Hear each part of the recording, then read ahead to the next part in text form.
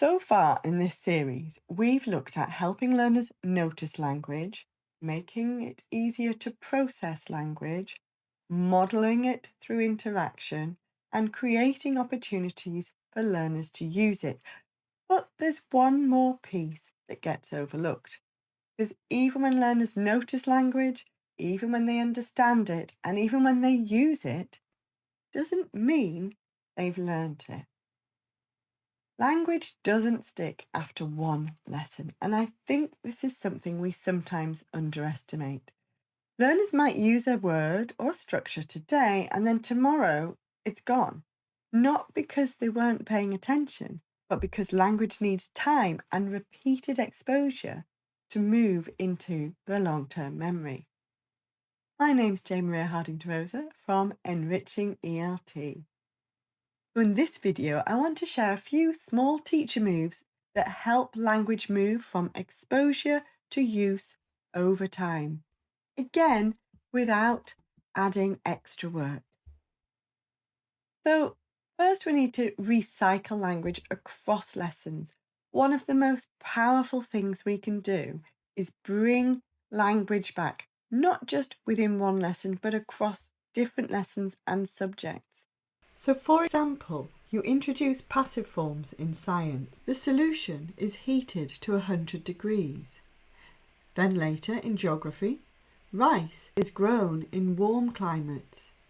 And in history, the castle was built in the 12th century. It's the same structure, just different context. And that repetition helps learners become more comfortable with academic phrasing. It also helps them retain it and use it when they need it. Another helpful move is keeping the topic consistent over a period of time. Instead of moving quickly from one topic to another, we stay with the same theme. So for example, a reading text about volcanoes, a diagram of volcanoes, a short video about volcanoes, a discussion about volcanoes. The content changes slightly, but the language repeats. Words like eruption and lava and pressure, explode, they all start to appear again and again, and that repetition supports understanding and retention. Number 3, language mining from text.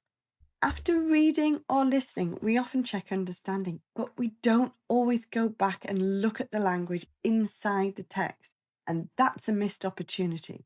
Because texts don't just carry content, they carry the language of the subject. Instead of stopping at comprehension, we can guide learners to notice useful language. For example, find a phrase that explains a cause. Find a sentence that compares two things. Find a phrase you could use in your own answer. Here are some examples. After reading about plant growth, how about find a sentence that explains why plants grow faster? Can you find a word that means plants making their own food? Perhaps you have a short text on climates. Find a phrase that describes the climate. Which words tells us it rains a lot? After a case study in geography, find a phrase that explains why people migrate. Which phrase could you reuse in an exam answer? This helps learners move from understanding the text to noticing the language inside it, and that makes it more likely they'll reuse it later. And we can go one step further. Now use that phrase to explain. Now adapt that sentence for this example. Because noticing alone isn't enough, learners need to work with the language. If we only check understanding, learners may understand the text, but they don't necessarily gain the language to express those ideas themselves. Number 4, highlighting useful language chunks, or sometimes called lexical bundles. Academic language isn't just individual words. It often comes in chunks, groups of words that regularly appear together to express ideas in a subject, and these chunks do a lot of the heavy lifting. Here are some examples. as a result of. On the other hand, the main reason for, in contrast to, this leads to, these aren't just vocabulary items, they're tools for thinking, explaining, and organizing ideas. In science, you might have because of this. This means that, as a result, plants didn't grow well because of this.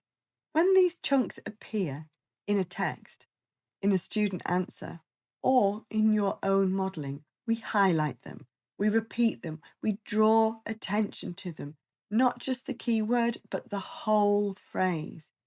Because if we only teach individual words, learners are left to build sentences from scratch. But when they have access to chunks, they can express ideas more fluently, more accurately, and with less cognitive load.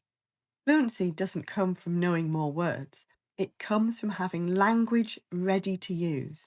And number 5, revisiting, not just moving on. This might be the most important shift of all. In many classrooms, once something has been covered, we move on. New topic, new content, new lesson. But for language learning, coverage isn't enough. Because understanding something once doesn't mean learners can use it again. We need to come back to things, even briefly. Revisiting doesn't have to be long. It can be quick, purposeful, and built into what you're already doing. Last lesson, we talked about energy transfer. Can you explain it using as a result? In history, we looked at causes of the rebellion. Can you start your answer with one of the main causes was? These aren't recall questions, they're invitations to reuse the language in a new context. You can also build this into quick starters, mini whiteboard responses, turn and talk moments. Explain it again using Can you adapt that phrase for this example? If we don't come back to the language, learners don't get enough opportunities to own it. So again, if we step back, all of these moves are about one thing: giving learners multiple opportunities to meet the same language again and again, in different contexts, in different ways, over time. And if we look across this series, these small teacher moves start to connect. We help learners notice language. We make it easier to process language. We model the language. We give learners space to use the language, and we bring it back over time. And this is where these small shifts start to come together, because none of them are complicated. None of them require extra planning or extra resources, but together they change the way language is experienced in the classroom. From something learners just hear to something they begin to notice and then use. And that's the real shift, from coverage to control. If you've been watching this series and thinking, yes, this makes sense, but how do I do this more consistently? That's exactly what I explore in my language learning toolkit. It's a CPD certified course designed for teachers working with EAL or multilingual learners, helping you understand how language is learned and how to build it into your everyday teaching in ways that are manageable, practical, and effective. So if you'd like to take this further, you can find more details in the description below. And as always, thank you for watching. Bye.